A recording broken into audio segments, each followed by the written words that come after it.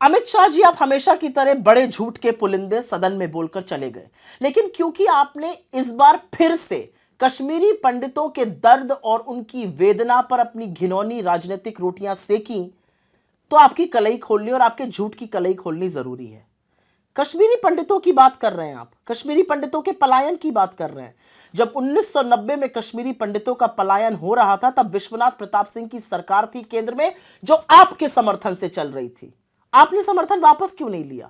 असलियत यह है कि उस सरकार में गृह मंत्री मुफ्ती मोहम्मद सईद थे, जिनको आपने मुख्यमंत्री बनाया। असलियत यह है कि वहां पर गवर्नर जगमोहन थे, जिनको आपने केंद्र सरकार में मंत्री बनाया। असलियत तो यह है कि आपने समर्थन वापस 7 अगस्त 1990 में लिया, कश्मीर के मुद्दे पर नहीं, कश्मीरी पंडितों के मुद्दे पर नहीं, मंडल कमीशन की रिपोर्ट को स्वीकार किया था विश्वनाथ प्रताप सिंह की सरकार ने, इसलिए आपने समर्थन वापस लिया। तो आप पिछड़ा विरोधी तभी से थे। आप कश्मीरी पंडितों की बात करते हैं। आज कश्मीरी पंडितों की जिस तरह से टारगेटेड किलिंग हो रही है, शायद पहले कभी हुई हो।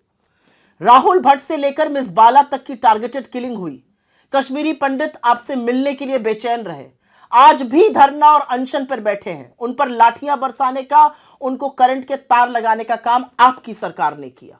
क्यों नहीं उनको सुरक्षित रख पाए? हमने तो 3000 घर बनाए, उनको आपने बेघर कर दिया। हमने तो लोगों को नौकरियां दी, और आज हालात ऐसे हैं कि कश्मीरी पंडित जम्मू में रहने को मजबूर हैं। वो कश्मीर अपनी नौकरियों पर नहीं लौट पा रहे हैं क्योंकि टारगेटेड किलिंग हो रही है। यह है आपकी सुरक्षा। कश्मीरी पंडितों से हटकर बात करते हैं शांति की। आपने कहा 370 के बाद शांति हो गई। अगर 370 के बाद शांति हुई तो 157 सुरक्षा कर्मियों की और आर्मी के जाबाजों की उस शहादत के बारे में आप क्या कहिएगा, जो बार बार एम्बुश में रजौरी, पुंछ, अनंतनाग, तमाम ऐसी जगहों पर उनकी शहादत हुई। लेकिन एक नया पैटर्न हमने देखा कि 2021 के बाद से प्रधानमंत्री और आपने श्रद्धांजलि और संवेदना का एक भी शब्द बोलना बंद कर दिया। असलियत तो यह है कि जब 2 जाबाज जवान कैप्टन्स की शहादत होती है और उनके शव घर आते हैं तो प्रधानमंत्री सोटी करते हैं। असलियत तो यह है कि जब एक मेजर, एक कर्नल, एक डीएसपी की शहादत होती है आतंकवादियों के हाथ, तब प्रधानमंत्री कोई जश्न मना रहे होते हैं भाजपा के हेडक्वार्टर में। आप बात करिएगा आतंकवाद की। चलिए आतंकवाद पर बात कर लेते हैं। समझाइएगा किसी को कि सैफुल्लाह फारूक जो 10 साल तक जेल में था, पाकिस्तान परीक्षण लेके आया, मसूद अजहर का बड़ा शिष्य, उसको आपने निकायिक चुनाव का टिकट क्यों दिया? आपने तारिक अमीर को विधायकी का टिकट क्यों दिया? उनका ट्रैक रिकॉर्ड कोई जानता नहीं है क्या? आपने तालिब हुसैन के साथ मंच कैसे साझा किया?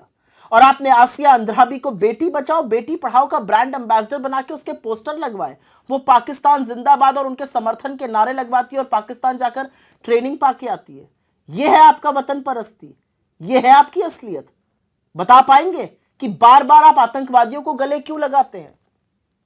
और एक बात और, ऐसा क्यों होता है कि जब जब भाजपा की केंद्र में सरकार होती है तभी रघुनाथ टेम्पल पर प्रहार होता है, तभी अमरनाथ यात्रा पर प्रहार होता है, हमला होता है? ऐसा क्यों है? किसको बचा पाए आप कश्मीर में? ना आप कश्मीरी पंडितों को बचा पाए, ना वहां पर आप शांति बहाल कर पाए। और क्योंकि आप चुप रहेंगे तो सच नहीं बदल जाएगा कि कश्मीर में आज भी हमारे जाबाज शहीद हो रहे हैं।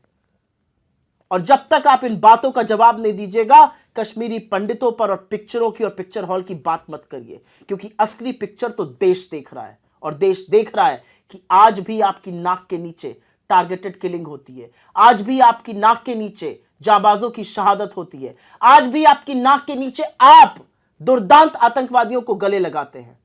जब ये सब करना बंद कीजिएगा, तब कश्मीर पर अगली बार बात कीजिए। हमारे चैनल के साथ जुड़ने के लिए सब्सक्राइब करें और बेल नोटिफिकेशन दबाना ना भूलें।